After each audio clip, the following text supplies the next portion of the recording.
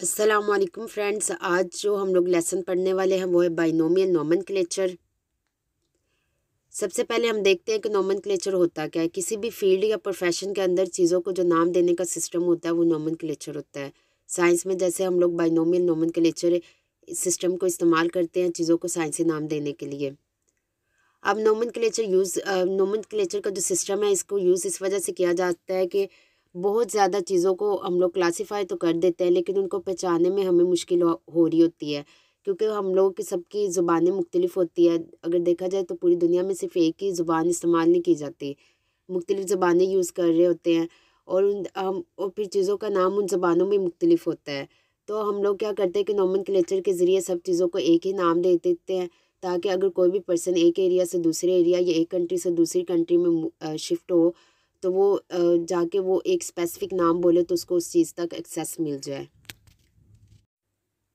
अब हम देखते हैं कि हमें नोमेनक्लेचर की ज़रूरत क्यों पेश आती है। सबसे नीड ऑफ नोमेनक्लेचर, तो जो नोमेनक्लेचर की हमें ज़रूरत पेश आती है वो सबसे पहले तीन बड़ी रीज़न्स की वजह से आती है।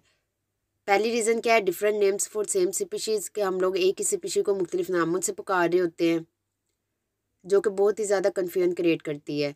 जैसे कि मैं अगर आपको एक एग्जांपल दूँ तो अनियन को उर्दू में प्याज कहते हैं पाकिस्तान के अंदर, लेकिन जब हम लोग पंजाबी में इसका गंडा बोलते हैं, पाकिस्तान के मुख्तलिफ इलाकों में इसको वासल और बासल भी बोला जाता है।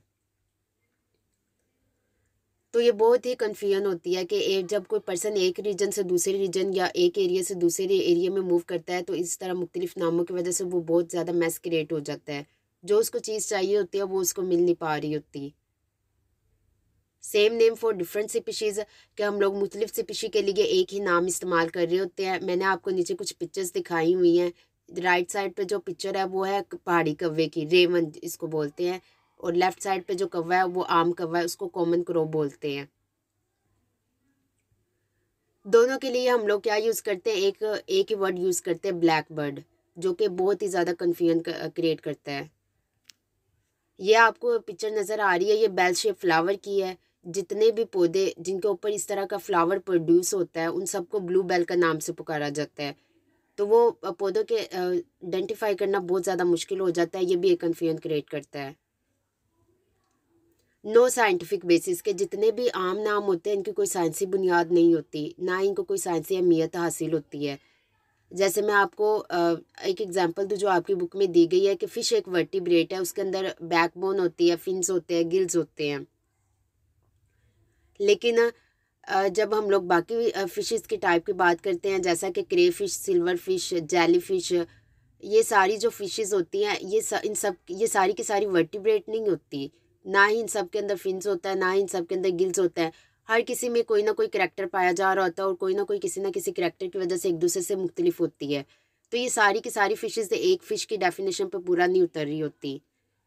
तो इस वजह से उनको अलग-अलग से साइंसी नाम दिए जाते हैं या उनको अलग-अलग से कोई स्पेसिफिक नाम दिए जाते हैं। आगे जो नेक्स्ट हमारी स्लाइड है, बिगनिंग ऑफ नोमेनक्लेचर, यानी कि नोमेनक्लेचर का आगाज़ कैसे हुआ। यहाँ पे 18वीं सदी के दौरान एक स्वेडिश बोटनिस्ट था। बोटनिस्ट वो वाले साइंसदान होते हैं जो कि प्लांट्स की स्टडी करते हैं। स्वेडिश बोटनिस्ट था जिसका नाम था कार्लस लिनियस। उसने एक सिस्टम मुतारिफ करवाया था। उस सिस्टम के अंदर उसने ऑर्गेनिज्म को एक तो क्लासीफाई किया हुआ था और दूसरे उनको नाम भी दिए हुए थे, और उसने जो नाम दिए थे वो साइंसी नाम थे। उसने जितने भी कॉमन नेम्स थे उन सबको रिजेक्ट कर दिया था, क्योंकि कॉमन नेम्स अभी हमने पीछे देखा है कि वो बहुत ज़्यादा कन्फ्यूजन क्रिएट करते हैं। वो डिफरेंट स्पीशी के लिए एक ही हम लोग नाम इस्तेमाल कर रहे होते हैं। इसके अलावा एक ही स्पीशी के लिए हम लोग मुख्तलिफ नाम भी इस्तेमाल कर रहे होते हैं। तो वो जब एक पर्सन एक एरिया से दूसरे एरिया की तरफ मूव करता है तो उसके लिए बहुत ज़्यादा एम्बिगुअस होता है ये। His system is used internationally, कि इसका जो सिस्टम है आज पूरी दुनिया में इस्तेमाल किया जा रहा है। टुक साइंटिफिक नेम्स फ्रॉम लैटिन, कि इसने लतीनी ज़ुबान से जितने भी साइंसी नाम इसने प्लांट्स या एनिमल्स के रखे हैं सबका उसने नाम कहाँ से लिया है, लतीनी ज़ुबान से लिया है। Also named on the scientist name who collect it, यानी कि इसने जो कुछ पौधों या जानवरों के नाम उस साइंसदानों के नाम पर भी रखे हैं जिन्होंने उनको डिस्कवर किया था। जैसे कि इधर मैंने एग्जांपल दी हुई है, बोहीनिया वेरीगेटा। बोहीनिया वेरीगेटा एक ऑर्नामेंटल प्लांट है, यानी कि ये सजावट के लिए इस्तेमाल होता है। ये पहाड़ी इलाकों में पाया जाता है। इसको एक बोटनिस्ट बोहीन ने इसको डिस्कवर किया था, जिसकी वजह से इसका नाम बोहीनिया वेरीगेटा रख दिया गया। अब ये जो साइंटिस्ट था कार्लस लिनियस, इसने क्या किया था, सबसे पहले प्लांट्स की एक नामों की लिस्ट तैयार की थी 1753 में। और जब वो बहुत ज़्यादा पॉपुलर होने लगी तो उसके बाद उसने 5 साल बाद 1758 में एनिमल्स के नामों की एक लिस्ट तैयार की। और इसमें से बहुत ज़्यादा नाम है जो आज यूज़ हो रहे हैं, पूरी दुनिया के अंदर यूज़ हो रहे होते हैं। और इसने जो नाम प्रोवाइड किए थे, अगर पूरी दुनिया में जाकर उस साइंसी नाम को हम लोग यूज़ करते हैं तो हमें वो चीज़ तक एक्सेस मिल जाती है। जैसे कि अनियन का साइंसी नाम इसने दिया था एलियम सेपा। अगर हम लोग किसी भी मुल्क में चले जाए, हम अगर हम उनकी लैंग्वेज नहीं आती तो हम एक सिंपल एक साइंसी नाम बोलेंगे, हमें एलियम सेपा चाहिए, तो हम लोग क्या कर सकते हैं, वहाँ पे हम लोग अनियन तक रसाई हासिल कर सकते हैं। उन लोगों को पता चल सकता है कि ये पर्सन जो है ये हमसे अनियन की डिमांड कर रहा है, तो वो फ़ौरन से आपको अनियन दे देगा। नेक्स्ट है बाइनोमियल नोमेनक्लेचर्स। जो साइंसदान था कार्लस लिनियस, उसने जो सिस्टम मुतारिफ़ करवाया था चीज़ों को साइंसी नाम देने का, उसका नाम है बाइनोमियल नोमेनक्लेचर, और ये दुनिया भर में अभी तक यूज़ हो रहा है। System of giving scientific names to organisms is called binomial nomenclature.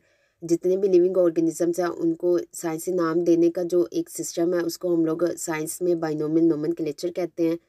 जैसे कि आपको बाइनोमियल वर्ड सजेस्ट कर रहा है, बाई का मतलब होता है टू।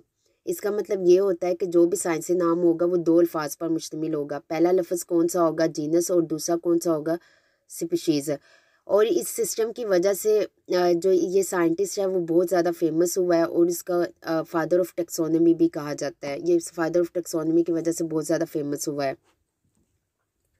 जब लिविंग ऑर्गेनिज्म की क्लासिफिकेशन की जा रही थी किंगडम्स के अंदर, 2 किंगडम सिस्टम, 3 किंगडम सिस्टम या 5 किंगडम सिस्टम की जब क्लासिफिकेशन सामने आ रही थी, तो तब कार्लस लिनस ने भी पूरी नेचर को 3 हिस्सों में डिवाइड कर दिया था, मिनरल्स में, प्लांट्स में और एनिमल्स में।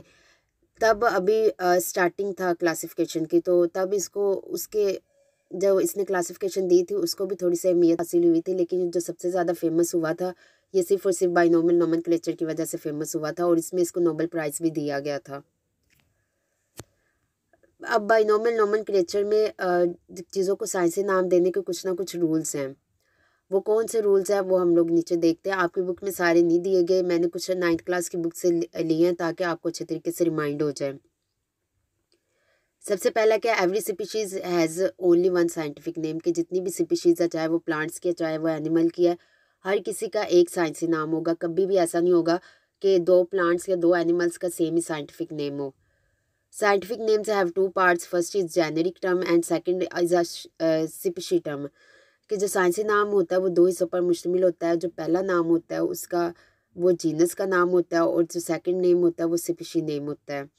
जीनस का नाम हमेशा हम कैपिटल लेटर से लिखते हैं और स्पीशी का नाम हमेशा स्मॉल लेटर से शुरू होता है। जैसे कि मैंने यहाँ पे एग्जांपल दी हुई है, होमो सैपियंस। होमो सैपियंस इंसानों का साइंसी नाम है। होमो देखिए जीनस है, सैपियंस स्पीशी का नाम है। होमो में आप देखें कि होमो का फर्स्ट लेटर जो है वो कैपिटल है, सैपियंस का फर्स्ट लेटर जो है वो स्मॉल है। साइंटिफिक नेम्स आर इटैलिसाइज्ड और underlined when written on paper. कि साइंसी नामों को जब लिखा जाता है, अगर तो आप इसको कंप्यूटर वगैरह पे टाइप कर रहे हैं तो तब आप लोगों ने इसको क्या करना होता है कि आपने उसको टेढ़ी लिखाई में लिखना होता है। और जब आप इसको पेपर पे लिखते हैं तो पेपर में हम क्या करते हैं कि जब पेपर में हम लोग लिख लेते हैं तो उसके नीचे हम लोग एक अंडरलाइन कर देते हैं, उसको लाइन लगा देते हैं।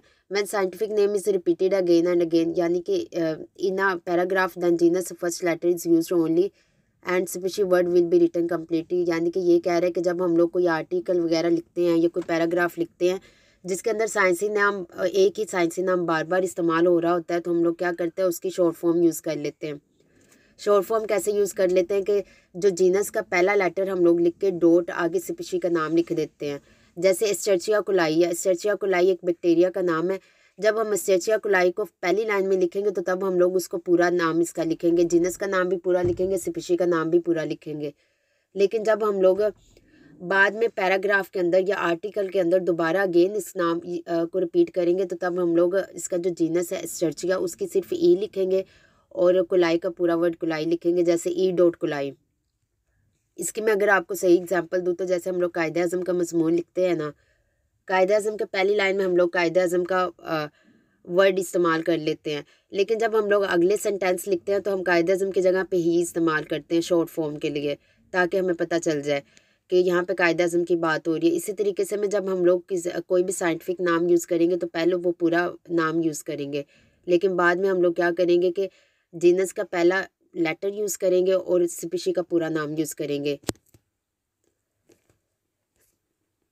यहाँ पे आपकी बुक में कुछ एग्जाम्पल दी गई हैं साइंटिफिक नेम्स की, कौन कौन सी है। अनियन है, अनियन को एलियम सेपा कहते हैं। आप लोग देख सकते हैं मैं जितने भी यहाँ पे साइंसी नाम लिखे हुए हैं सबको मैंने इटैलिसाइज किया हुआ है, यानी कि इटैलिक्स में लिखा हुआ है, टेढ़ी लिखाई में लिखा हुआ है। अमलतास, अमलतास जो है ये एक पौधे का नाम है, कैसिया फिस्टूला। मैन है, मैन को होमो सैपियंस कहते हैं। पटाटो, पटाटो यानी कि आलू का जो साइंसी नाम है वो सोलैनम ट्यूबरसम है। टोमेटो, टोमेटो का नाम जो है सोलैनम एस्कुलेंटम है। और ब्रिंजल जो है, बैंगन का साइंसी नाम क्या होगा, सोलैनम मेलेंजीना है। यहाँ पे आप देख सकते हैं जितने भी मैंने साइंसी नाम लिखे हैं सब में मैंने जीनस का पहला वर्ड कैपिटल लिखा हुआ है और जो स्पीशी का पहला वर्ड है वो मैंने स्मॉल लिखा हुआ है। अच्छा, यहाँ पे आप देखें पोटैटो, टोमेटो और ब्रिंजल, इनका जो जीनस नेम है वो सेम है, स्पीशी आगे डिफरेंट आ रही है। मैंने लास्ट लेक्चर में जो मैंने क्लासिफिकेशन में लेवल्स ऑफ क्लासिफिकेशन में मैंने समझाया था कि जो जीनस होता है उसके अंदर एक या एक से ज़्यादा स्पीशी आ सकती है, जो कि खुसूसियात में एक दूसरे के बहुत ज़्यादा करीब होती हैं। तो पोटैटो, टमाटो और ब्रिंजल ये एक ही जीनस से बिलोंग कर रहे हैं, सोलैनम। तो इसका मतलब ये है कि पोटैटो, टमाटो और जो ब्रिंजल है इनकी खुसूसियात आपस में काफ़ी एक दूसरे के साथ मिलती जुलती होंगी, क्योंकि ये एक ही जीनस के अंडर आ रहे हैं। तो ये था आज का हमारा लेक्चर। उम्मीद है कि आप लोगों को पसंद आया होगा और समझ भी आई होगी। अगर आपको कोई भी क्वेरी हुई तो आप नीचे कमेंट बॉक्स में पूछ सकते हैं, आई विल रिप्लाई। और दूसरा, आप इसको अगर आपको पसंद आया तो आप इसको लाइक करें, सब्सक्राइब करो और मज़ीद आगे शेयर भी करें। Thank you.